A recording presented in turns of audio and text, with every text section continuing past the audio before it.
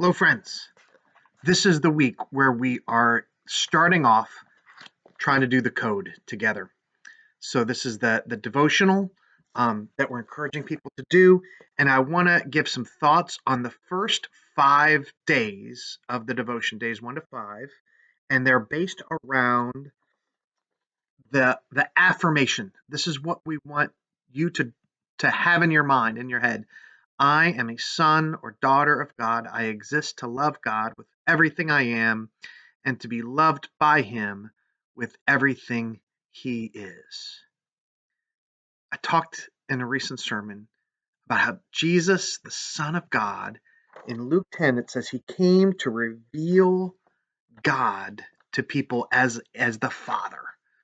Jesus, the Son of God, came so that all people could potentially see what God is really like, that God is our Father in heaven. But at the same time, he says that these things are hidden from the wise and understanding, from the sophisticated people, from the people who are too smart to really believe in God, to think of God as a father for them. Isn't that sad in a way?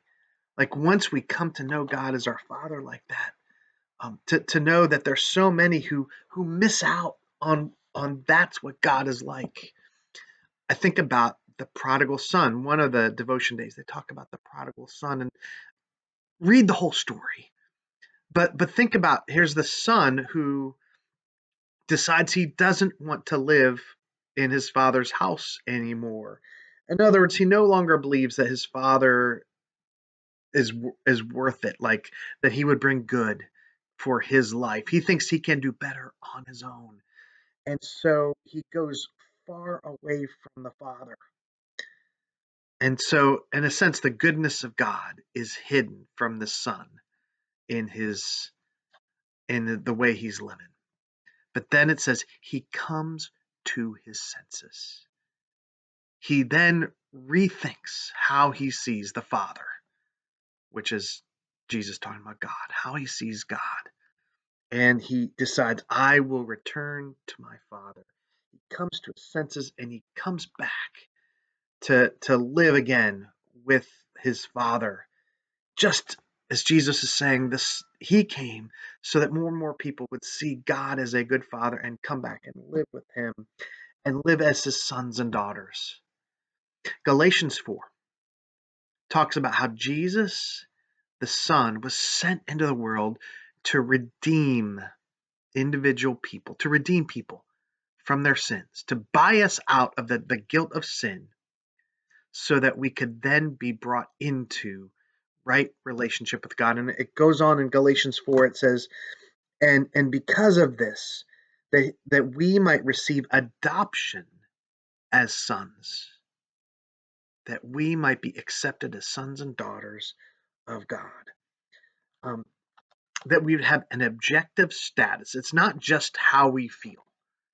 That when we put our faith in Christ, there is an objective status that we know is true by faith, but we know it, that we are considered as sons and daughters of God, and that we have the inheritance of the children of God.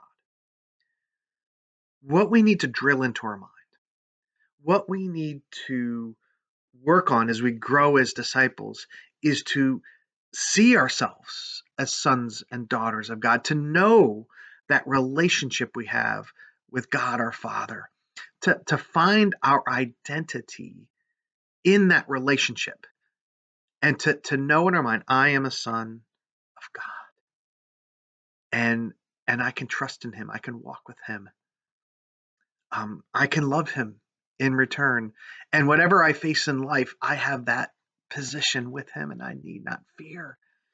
That I can go to him and regularly spend time with him, that I would often pray, my Father who is in heaven, hallowed be your name. We want you to make that your identity. That's what it means to follow Jesus, is to have that identity become more and more prominent in your life. And that's how we see ourselves. And it goes on in Galatians. It says, not only did he send his son So it had the objective status of being adopted into the family. But then it says he sent his spirit, his very presence, into our hearts, crying, Abba, Father. Right? His by relying on, by tuning into the Spirit, it speaks, it affirms, it testifies within, so that not only do we have the objective status as sons and daughters of God, we have the experiential um, knowledge. We know it deep within. We are sons and daughters. That's what we're aiming towards as we um, work on this devotional this week. So I included that there's a handout that goes along with this video with some questions that you can ask in your group, or you can ask each other as you meet. And but I hope you find your own insights out of this. I want to give you some things to start with, but our hope and desire is that you would, as you read this devotional and you incorporate this idea, that you have stuff beyond this to share. Thanks for tuning in, and yeah, give us feedback. Give me feedback on how it's going with doing the devotional. Thanks. Bye.